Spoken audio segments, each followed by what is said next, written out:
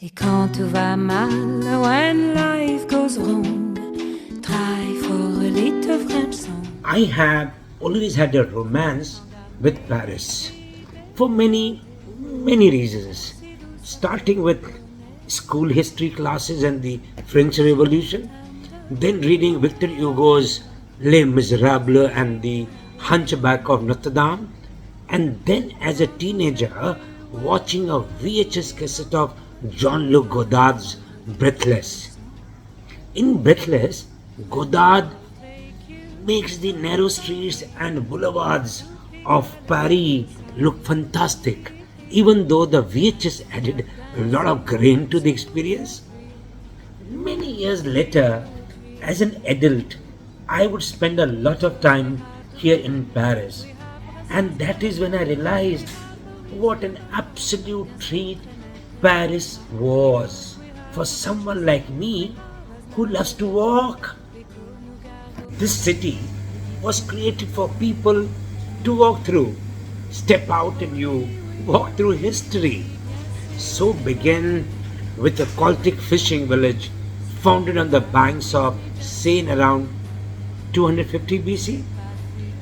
In 52 BC, the Romans conquered this fishing village and named it Lutheria, which you will remember if you are an Asterix fan.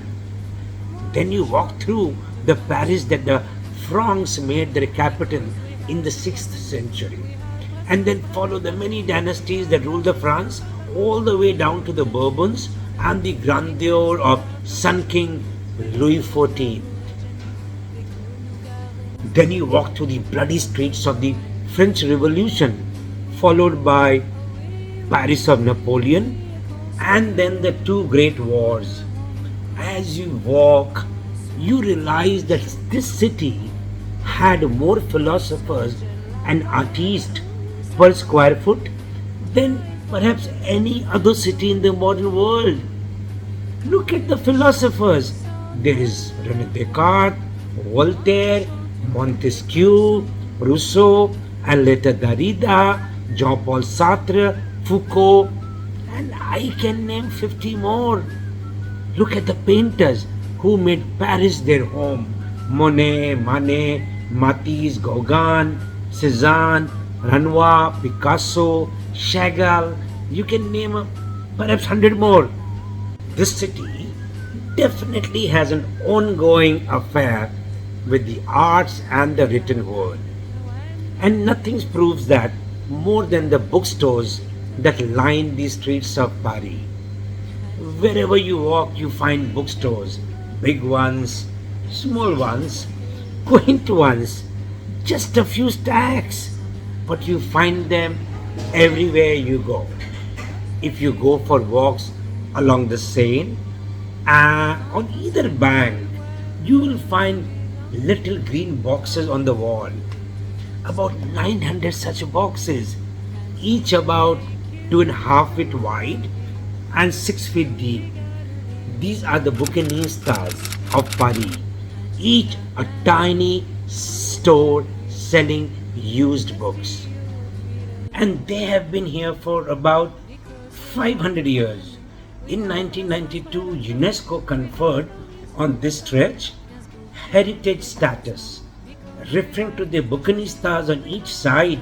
Someone called the Seine the only river in the world that runs between two bookshelves.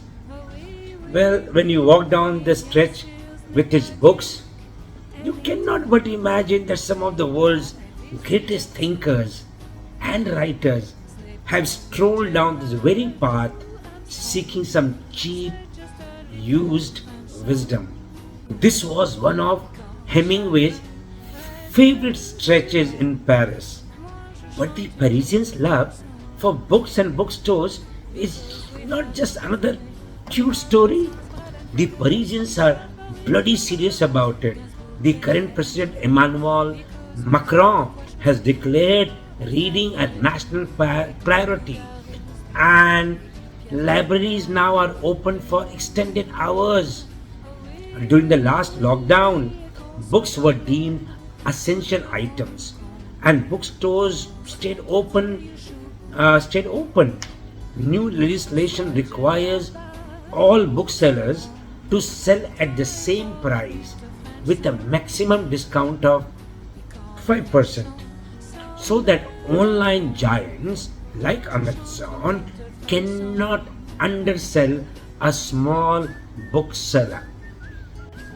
Law also requires online giants to charge the same as booksellers for delivery so that they do not deliver for free and gain any competitive advantage.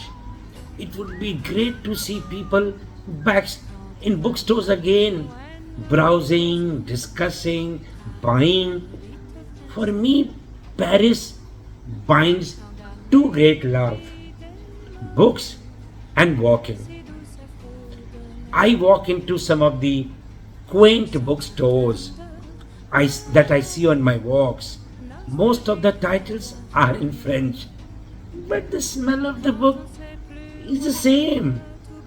And the glow you see on the people in the store is also the I same. will take you to Paris, to Pigalle, l'île Saint-Louis. French song are dancing sous la pluie, de Bastille aux Tuileries.